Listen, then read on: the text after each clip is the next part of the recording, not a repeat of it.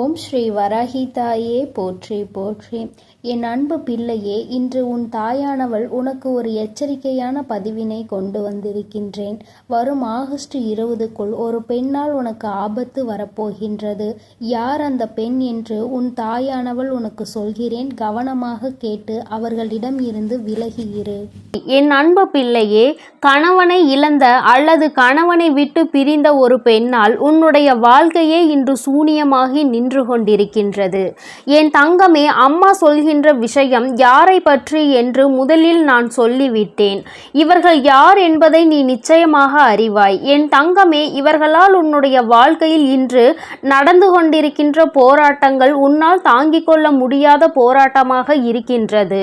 வாழ்வா சாவா என்கின்ற மனநிலையில் என் பிள்ளை நீ இருந்து கொண்டிருக்கின்றாய். என் தங்கமே, அவர்கள் தங்களின் வாழ்க்கையை தொலைத்து விட்டார்கள். அதற்காக மற்றவர்களின் வாழ்க்கையை நன்றாக வாழ்வதில் அவர்களுக்கு விருப்பம் இல்லை.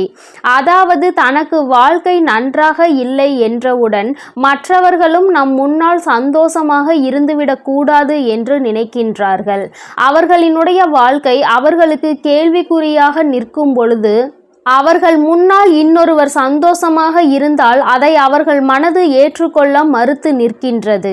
என் தங்கமே, இவர்களை தேடி வேறெங்கும் அலைய வேண்டாம். உன்னுடைய குடும்பத்தில் இருக்கின்ற ஒரு பெண்தான். என் தங்கமே, அவர்கள் செய்ததில் பாதி தவறு பாதி சரி என்றுதான் உன் அம்மா நான் சொல்வேன். ஏனென்றால் உன் பக்கமும் சில விஷயங்களில் தவறு இருக்கின்றது. அம்மா, என் மீது என்ன தவறு? நான் அப்படி என்ன செய்தேன்? எல்லோரும் நன்றாக இருக்க வேண்டும்.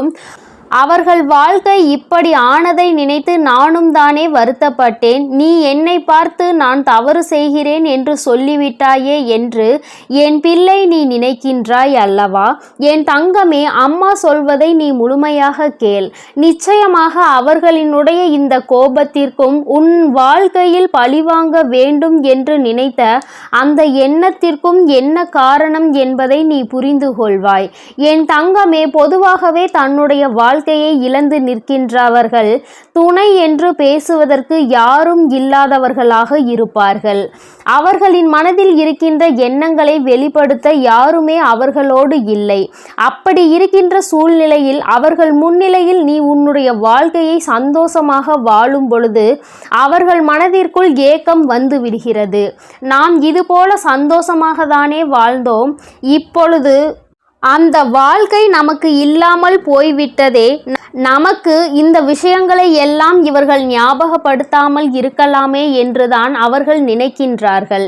காலத்தினுடைய கட்டாயம் அவர்களினுடைய வாழ்க்கை இப்பொழுது இந்த சூழ்நிலையில் இருக்கிறது. ஆனாலும் அவர்கள் முன்னால் நீ சந்தோஷமாக இருப்பதை வெளிக்காட்டி கொள்வது அவர்களின் மனதை வேதனைப்படுத்துகிறது என்றால் அதை நீ செய்யாமல் இருக்க வேண்டும் அல்லவா? என் தங்கமே, பொதுவாக கணவன் மனைவிக்கு இடையில் இருக்கின்ற அந்யோன்யம் 4 சுவற்றுக்குள் நடுவில் இருந்தால் மிகவும் உத்தமம்.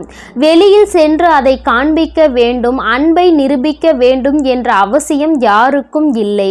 அதே நேரத்தில் இது போன்ற ஒருவரினுடைய வாழ்க்கை கேள்விக்குறியாக நிற்கும் பொழுது அவர்கள் முன்னால் நின்று கொண்டு நீ சந்தோஷமாக இருப்பதை உணர்த்தினால் அவர்களை அது காயப்படுத்துவது மட்டுமல்லாமல் அவர்களின் மனதிற்குள் அது நிச்சயமாக பழிவாங்கு தன்மையை உருவாக்கி கொடுக்கும்.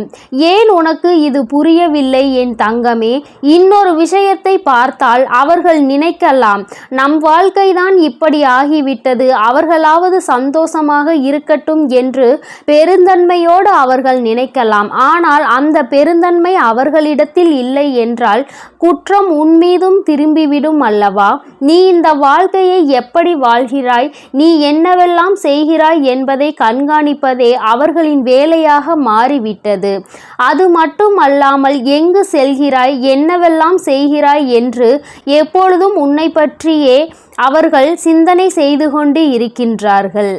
அதோடு அவர்கள் நிறுத்தி விடுவது கிடையாது.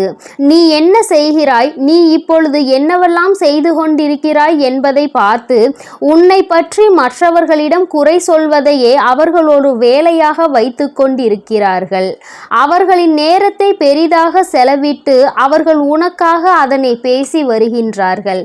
என் குழந்தையே, இவை எல்லாவற்றிற்கும் அடிப்படை காரணம் என்ன தெரியுமா? கணவனை இழந்த அவர்களுக்கு நீ உறுதுணையாக நல்ல நட்பாக இருந்திருப்பாய் ஆனால், அல்லது நல்ல ஆறுதலாக இருந்திருப்பாய் ஆனால், இத்தனை பிரச்சனைகள் உன் வாழ்க்கைக்கு வந்திருக்காது. நீயோ அவர்களை ஒரு உறவாக மட்டும்தான் பார்த்தாயே தவிர, ஒருபோதும் உனக்கு ஒரு நட்பாகவோ ஆறுதலை கொடுக்கின்ற ஒரு உறவாகவோ நீ பார்க்கவில்லை. அப்படி இருந்ததுதான் இன்று உன் வாழ்க்கையில் ஏற்பட்டிருக்கின்ற இத்தனை பிரச்சனைகளுக்கும் காரணம் என்பதை முதலில் நீ புரிந்து கொள்ள வேண்டும். என் தங்கமே, உன் வாழ்க்கையில் சில நேரங்களில் சில நல்ல விஷயங்கள் நடப்பதற்கு இவர்களே காரணமாகவும் இருந்திருக்கின்றார்கள். ஆரம்பத்தில் உன்னுடைய வாழ்க்கையை நினைத்து நீ மிக பெரிய துன்பத்தில் இருந்திருக்கிறாய். அப்பொழுதெல்லாம் அவர்கள்தான் உனக்கு உறுதுணையாக இருந்திருக்கிறார்கள். ஆனால் இன்று அவர்களின் வாழ்க்கை தலைகீழாக மாறிய பொழுது அவர்களுக்கு என்ன செய்வது என்று தோன்றவில்லை. மனதளவில் பாதிக்கப்பட்டதனாலே என்னவோ உன்னுடைய சந்தோஷத்தை அவர்கள் ஏற்றுக்கொள்ள முடியவில்லை. அவர்கள் இந்த வாழ்க்கையை இப்பொழுதே முடித்து கொள்ளலாம் என்று நினைத்த காலமும் ஒரு நாள் உண்டு. ஆனால் அவற்றையெல்லாம் இப்பொழுது தாண்டி வந்து எப்படியேனும் நாம் வாழ வேண்டும் என்று நினைத்து கொண்டு அப்படி ஒரு மனநிலையில் இருக்கும் பொழுது, என் தங்கமே, உன்னால் முடிந்த அளவிற்கு ஆறுதலை தான் அவர்களுக்கு நீ கொடுக்க வேண்டுமே தவிர, ஒருபோதும் அவர்களின் மனதில் காயங்களை ஏற்படுத்தும் விதமாக நீ நடந்து கொள்ளக்கூடாது. அதற்காக அம்மா உன் துணையோடு உன்னை சந்தோஷமாக இருக்கக்கூடாது, அவர்களிடம் நேரத்தை செலவழிக்க கூடாது என்று நான் சொல்லவில்லை. அவர்கள் இருக்கின்ற இடத்தில் எந்தவிதமான அந்யோன்யத்தையும் காட்ட வேண்டாம் என்று தான் சொல்கின்றேன். அம்மா சொல்லியது உனக்கு வேடிக்கையாக இருக்காமல் உன் கண்களை மூடி ஒரு முறை நீ சிந்தித்து பார். இப்பொழுது அவர்கள் இருக்கின்ற இடத்தில் நீ இருக்கின்றாய். நீ இருக்கின்ற இடத்தில் அவர்கள் இருக்கிறார்கள் என்றால் ஒரு நிமிடம் சிந்தித்து பார். யாரும் இல்லாத ஒரு மனநிலை சுற்றி நம்மோடு இருந்த உறவுகள் எல்லாம் இல்லாமல் சென்று தனி காட்டில் தவிக்க விட்டது போன்ற ஒரு உணர்வு. இப்படி இருக்கும் பொழுது அவர்களுக்கு அதிகமான வேதனை நிச்சயமாக ஏற்படும். அதற்கு நாம் ஆறுதலாக மட்டும்தான் இருக்க வேண்டும். அந்த ஆறுதல் அவர்களுக்கு கிடைக்கவில்லை என்றால் அவர்களினுடைய எண்ணங்கள் மற்றவர்கள் மீது வெறுப்பாக திரும்பத்தானே செய்யும்.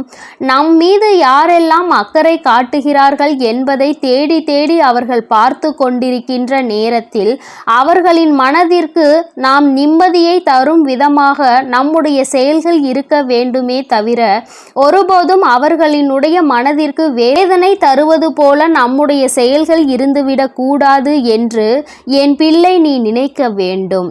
என் தங்கமே, ஒரு பக்கம் அவர்களிடத்தில் இத்தனை நியாயங்கள் இருந்தாலும் என் பிள்ளையே, வாழ்க்கையில் ஒரு மிகப்பெரிய சந்தோஷமே நம்முடைய துணையோடு இருக்கின்ற அந்த சந்தோஷம்தானே. அதிகபட்சமாக நேரம் கிடைக்காவிட்டாலும் கிடைக்கின்ற நேரத்தில் சந்தோஷமாக சிரித்து பேசி மகிழ்வடைவதை கூட அவர்களால் ஏற்றுக்கொள்ள முடியாமல் இருப்பது எந்த அளவிற்கு அவர்களின் மனநிலை பாதிக்கப்பட்டிருக்கிறது என்பதை உனக்கு உணர்த்தி காட்டுகிறது. எல்லா சூழ்நிலைகளிலும் இந்த வாழ்க்கையை எப்படியேனும் கடந்து வந்துவிட வேண்டும் என்றுதான் நீயும் போராடி கொண்டிருக்கின்றாய். எத்தனையோ முறை இந்த வாழ்க்கையை விட்டு சென்று விடலாம் என்று நினைத்திருக்கிறாய். அவர்களின் வாழ்க்கை இப்படி ஆகிவிட்டது என்பதற்காக நம்முடைய வாழ்க்கையையும் நாம் தொலைத்துவிட வேண்டும் என்றல்லவா அவர்கள் நினைத்து கொண்டிருக்கிறார்கள் என்று என் பிள்ளை நீ வேதனைப்படுகிறாய். இல்லாததையும் பொல்லாததையும் சொல்லி இல்லத்திற்குள் நிம்மதி இல்லாத ஒரு சூழ்நிலையை உருவாக்கி விட்டார்கள். அதனால் என் பிள்ளை, உன்னுடைய மனது படுகின்ற பாடு என்னவென்பதையும் உன் அம்மாவால் புரிந்து கொள்ள முடிகின்றது. என் தங்கமே, இது நாள் வரையிலும் அவர்களின் எண்ணங்கள் கெட்ட எண்ணங்களாகவே இருந்துவிட்டு போகட்டும். ஆனால் என் தங்கமே, அவர்களை மாற்றக்கூடியது என்பது எளிதான விஷயம் அல்ல. ஆனால் உன்னை நிச்சயமாக உன்னால் மாற்ற முடியும். அப்படியானால் நீ என்ன செய்ய வேண்டும் தெரியுமா? எப்பொழுதுமே அவர்களுக்கு ஒரு ஆறுதலாக நீ இருக்க வேண்டும். எந்த சூழ்நிலையிலும் நீ அவர்களுக்கு கை கொடுப்பாய் என்ற நம்பிக்கை அவர்களுக்குள் நீ கொடுக்க வேண்டும். அப்படி அந்த நம்பிக்கையை நீ கொடுக்கும் பொழுது அவர்கள் வாழ்க்கை இனிமையாக இருக்கும். எந்த சூழ்நிலையிலும் யாரும் துணையில்லை என்கின்ற ஏக்கமே அவர்களுக்குள் வராமல் மாறிவிடும். இந்த ஒரு மனநிலையை மட்டும் நீ அவர்களுக்கு கொடுப்பாயானால் அவர்கள் உன்னுடைய சந்தோஷத்தை கண்டு ஒரு நாளும் கோபமடைய மாட்டார்கள். நமக்கு தான் இந்த நிலைமை, அவர்களாவது சந்தோஷமாக இருக்க வேண்டும் என்று மனதார அவர்களே நினைப்பார்கள். அப்பேற்பட்ட ஒரு சூழ்நிலையை உன் வாழ்க்கையில் உனக்கு வர வேண்டும் என்றால் அது உன்னுடைய கையில் தான் இருக்கிறது என்பதை நீ மறந்து விடாதே. என் தங்கமே, இப்படிப்பட்டவர்கள் உன்னை சுற்றி இருக்கின்றார்கள் என்றால் நீ அவர்களுக்கு ஆறுதலாகவும் அரவணைப்பாகவும் இருந்து உன்னுடைய அன்பை நீ அவர்களுக்கு கொடுத்தால் போதும். உன் குடும்பத்தில் இருக்கின்ற அத்தனை பிரச்சனைகளையும் சரி செய்து விடும். என் அன்பு குழந்தைக்கு இந்த தாயானவளினுடைய ஆசீர்வாதங்கள் எப்பொழுதும் முழுமையாக இருந்து கொண்டே இருக்கும். என் தங்கமே, அதனால் நீ எதற்காகவும் கலங்காதே, எதை நினைத்தும் வருந்தாதே. நீ நல்லதையே நினைத்தால் உன் வாழ்வில் எப்பொழுதும் உனக்கு நல்லது மட்டுமே நடக்கும். ஓம் ஸ்ரீ வராகி தாயே போற்றி போற்றி. ஓம் ஸ்ரீ வராகி தாயே போற்றி போற்றி.